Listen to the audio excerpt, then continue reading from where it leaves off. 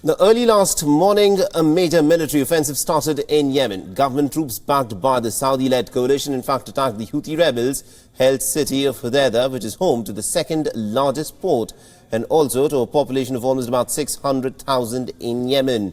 Now, the United Nations Security Council is in fact expected to meet over the issue following a request from the United Kingdom, and our West Asia Bureau Chief Daniele Pagani has sent us this report.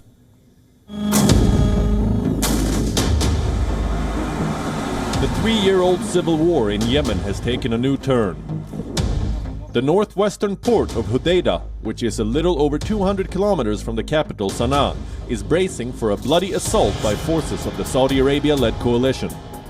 Hodeidah is presently held by Shia Houthi fighters, and reports of airstrikes and artillery shelling on the port have already started coming in. The attack comes at the end of a three-day deadline. The deadline called on the Houthis to pull out of Hodeidah. Hodeidah is the only port where humanitarian supplies can be landed.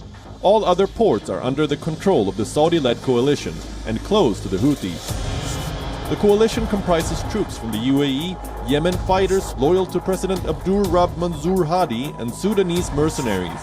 Code-named Operation Golden Victory, it could see a brutal street-by-street battle if the Houthis don't withdraw.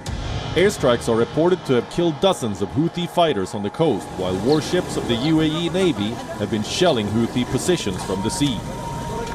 Despite days of continuous negotiations, UN officials could not avoid what could turn out to be the deadliest battle in the three-year Yemen civil war.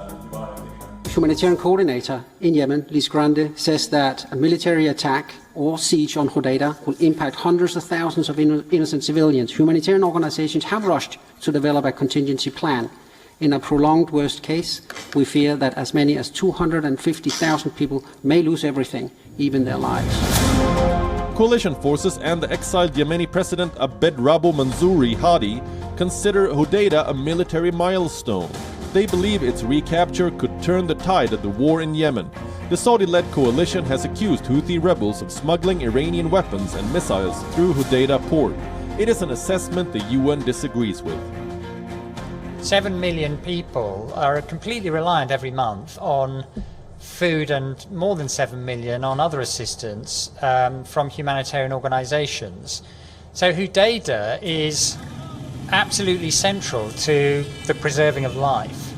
And if for any period Hodeidah were not to operate effectively, the consequences in humanitarian terms would be catastrophic.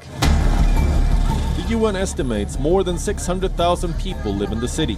Half of them are below the age of 15. It will be the first large-scale urban battle in the Yemeni civil war. Houthi rebels are well entrenched in the city and control the main roads and several strategic mountain roads. Divisions among the many groups fighting within the Yemeni government ground forces could be a challenge for the coalition. Houthi rebels know very well that they cannot lose the city of Hodeidah. Its port, in fact, sustain their operations throughout the territories they control in Yemen. Therefore, they will fight till the very bitter end in what could turn out to be a months-long operation, which could take a heavy toll on civilians. And this military operation conducted by the Saudi-led coalition could not have happened without an implicit green light from the United States of America, a country which has all the interest to weaken the Houthi rebels, perceived by the many as an Iranian proxy in the Arabian Peninsula. Daniele Pagani from Amman, Jordan, for WION.